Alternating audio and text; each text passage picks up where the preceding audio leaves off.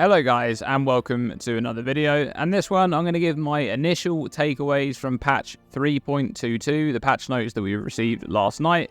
And there's some interesting changes in here, especially for some specific playstyles, so let's just get straight into it and have a look at the overview for Melee Ignite in the game now, as Melee Ignite got a few changes. And we'll start off with the new Strength Support Gem, Controlled Blaze. This one supports melee attack skills, providing them with a chance to ignite. For each ignite inflicted with the skill recently, it deals less damage, but more ignite damage. Now, the numbers are going to be crucial on here, as they are with all of the support gems in this patch. Unfortunately, we didn't get any numbers, which is kind of annoying, so we're going to have to wait for the gem information for that. But this specific support gem promotes an interesting playstyle that didn't really exist at all prior to this. One where you want to kind of have decent attack speed or a method to apply a lot of ignites in the last 4 seconds, so the largest ignite is dealing a lot more damage. It's just going to be really interesting to see the exact numbers here as to how much more damage you can realistically expect out of a typical attack skill that is inflicting ignite. Let's say, for example, Earthquake Ignite, which obviously is going to ignite twice every time you use Earthquake, one for the initial hit, one for the aftershock.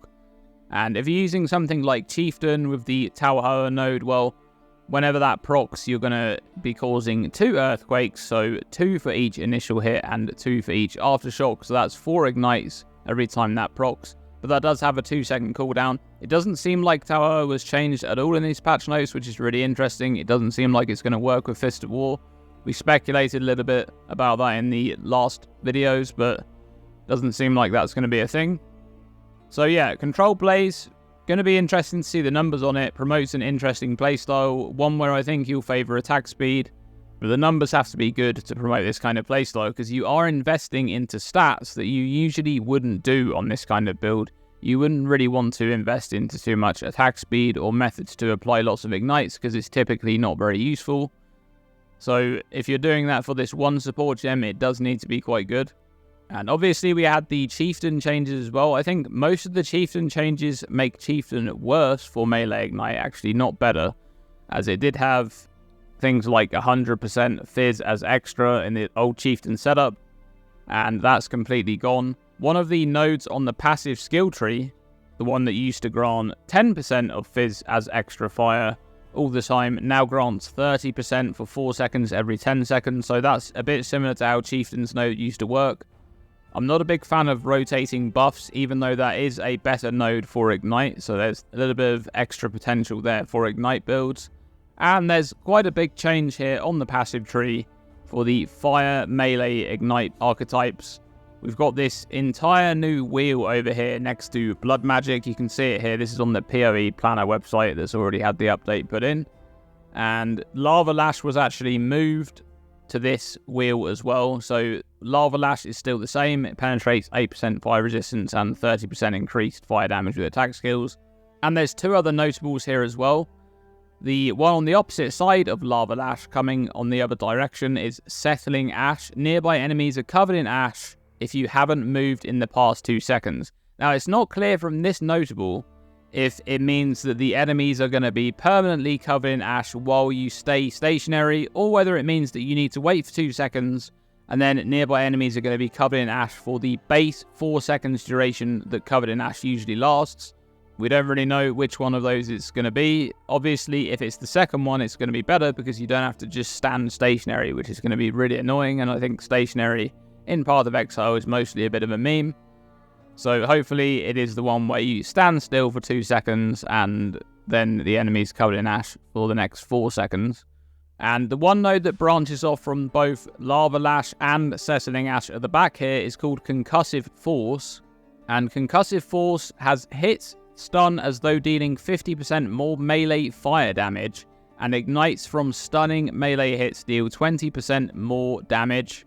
And stun on non-melee, non-physical builds is a bit of an unexplored archetype, and the main reason for that is that the stun mechanics work so that melee damage has a 25% additional chance to stun, and non-physical damage have a 25% reduced chance to stun, and these two cancel each other out. So fire melee damage basically has no additional chance to stun. So this node is going to give you more chance to actually stun, but you don't have any inherent bonuses for stunning like you would if you were playing a melee physical build.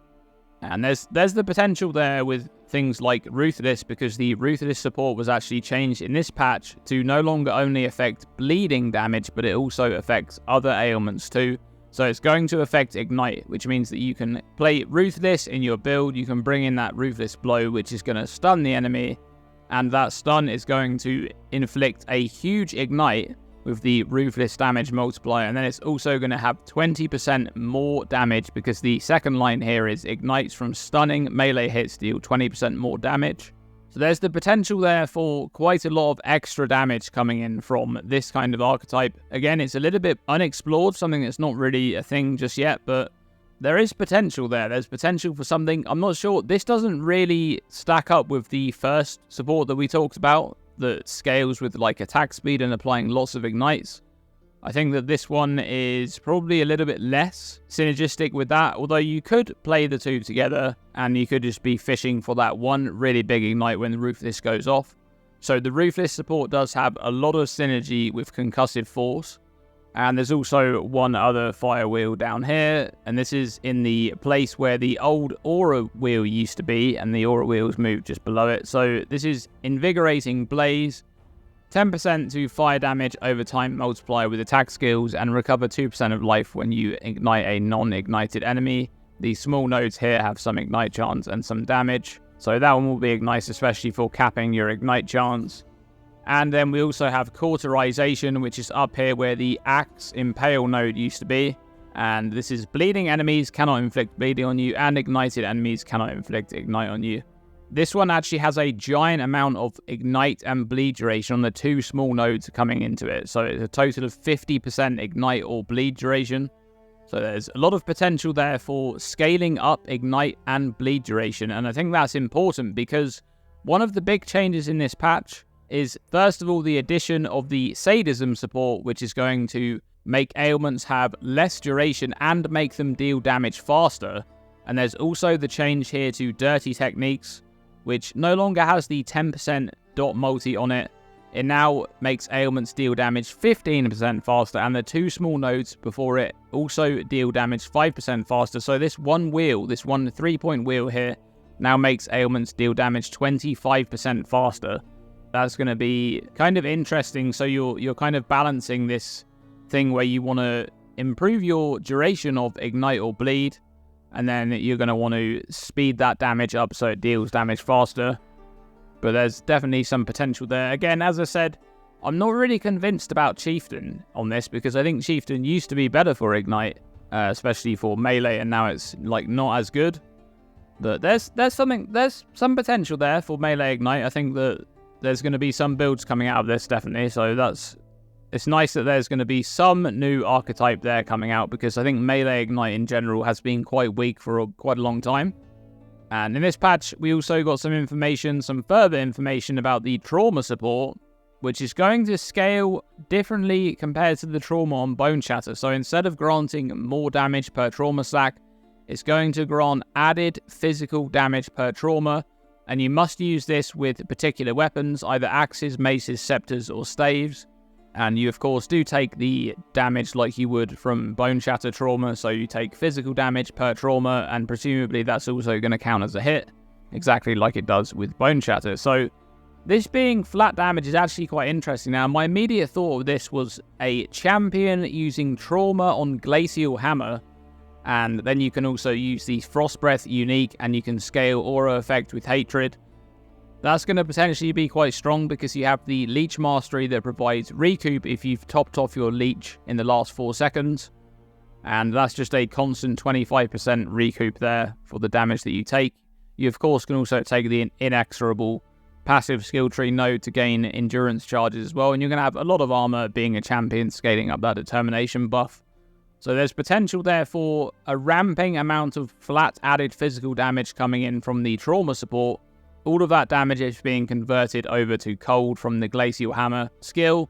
And then, of course, you're going to be gaining a bunch of physical as extra cold from Hatred, and a bunch of cold damage as well from Hatred. and you can then move over into something like Heat Shiver later on. So there's a lot of potential there, I think. I also thought about Champion using Smite, not so much with Trauma, but Smite on Champion with the new Volatility support, which makes attack skills have more maximum attack damage and less minimum attack damage. This is especially good on lightning damage. Most lightning damage has a small minimum and a very large maximum, and so you're going to be able to improve that maximum up a lot, and the minimum is barely going to be touched by the downside of this new support gem. And then, of course, you can use the Breach Necklace, which grants lucky lightning damage. So you've got a chance there to get a lot of big hits coming out from that. So that's an interesting combination there that you might want to go for. We also got a bit more information on the Flamewood support gem, which is the support which affects your totems. It says that it causes them to trigger Avenging Flame when a totem from supported skills is hit by an enemy. So it is specifically an enemy, not any hit. And Avenging Flame fires a mortar up in the air which falls down upon a target and deals area damage where it lands. To me, this says that it doesn't have a burning ground component, which some of the footage seemed to appear like it might have a burning ground component, but I don't think it does based on this information.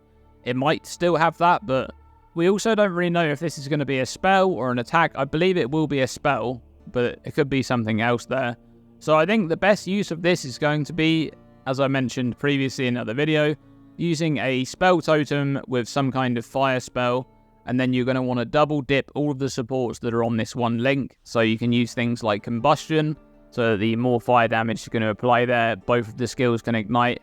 You're going to use things like Immolate, and you can use something like Fire Penetration, and then you've got the active skills there, or your one active skill, and then your trigger skill, both benefiting from all of those support gems. There's potential there, and I think this kind of playstyle is probably going to be best on the new Chieftain. That's personally going to be my league starter, I think. I'm not 100% sure about this just yet, but it's definitely something that I want to play, is a totem build on Chieftain, because Chieftain's got the taunting totems, which is going to be good for the Flamewood support. And the taunt mastery has gone from the totems mastery wheel, the one that used to taunt for 1 second on summoning. That's actually gone, which makes Chieftain's totem taunt a little bit better. And I think Chieftain needs that because the ascendancy is not very strong. So it does need some unique things at least. So there's potential there. That's what I'm looking at right now as a league starter. And we got a little bit more information on the fresh meat support. This one actually applies a weakened fury and adrenaline buff for 10% of a minion's duration. So initially people saw this and they thought that's going to be great with SRS, but SRS has a base duration I think of 5 seconds. So this is going to be an extremely low duration adrenaline, and we don't know what weakened fury is, but based on what Chris said in the reveal, I think it's increased crit chance and critical damage. So unless you can get high minion duration on SRS, I don't think this is going to be a great support for SRS. And we also got information for another new support gem yesterday, the Guardian's Blessing. This will support a minion which will essentially create an aura which counts as a blessing aura. And this aura will be applied by the minion in an area around that. And the minion will actually take physical damage over time while you're affected by that aura. So if you can find a way to actually keep that minion alive, if it has enough regeneration, we actually don't know the numbers on how much damage it's going to take per second, but if you can find a way to keep it alive, that's going to be a permanent aura coming in there from that support gem, and then you can just resummon it if the minion dies. That's going to be particularly good on Elementalist with the Golem node, because even if the Golem dies, it just gets resummoned. We don't really know anything about mana cost for this, but I assume it's going to work the same as Divine Blessing, so I think it's going to add the mana cost directly to the summoning of the minion, which means that it's somewhat problematic on some builds. We'll see if you can use Life Tap on it like you used to be able to with Divine Blessing. My guess would be they'll already know about that and they won't let you do that. This might be a case of, you know, this is a really good thing if you're able to summon the minion and actually keep it alive, and then you can also reserve your mana after that, for example. Or it's going to be great on Elementalist specifically because you just get a free aura all the time. Obviously, when the minion dies, it's just going to be resummoned again and you don't have to pay that cost to resummon it. And there's also a lot of new changes with the Atlas passive tree. lots of change around of nodes and different nodes being added and things being balanced. There's also the other keystones that have added. Some of them are really cool, actually. I'll probably do another video about that soon, but this one's already gone quite long, so I'll keep that for another video. But yeah, I just wanted to give my initial takeaways on some of these changes, some of these new support gems. Unfortunately, there's not really any skill balance coming in this patch. There's only the one change to temporal chains, which is a bit of a nerf to poison. And poison got nerfed a little bit more as well from the betrayal helmet craft for ailment duration. That one got nerfed too. And of course, Vengeance Cascade, as expected, is pretty much gone from the game. It's been changed completely to be a projectile speed returning mechanic now. So overall, I think a lot of the builds that were good in Crucible will be good here as well.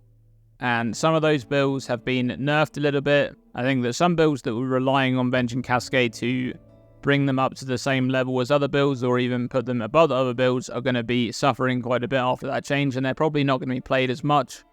And some poison builds got brought down, of course, with those changes as well, but I think that's fair because poison was probably overperforming a little bit. But overall, a lot of the league starters that were good last league are going to be good this league. Things like Righteous Fire, Bone Shatter, all that stuff's going to be good.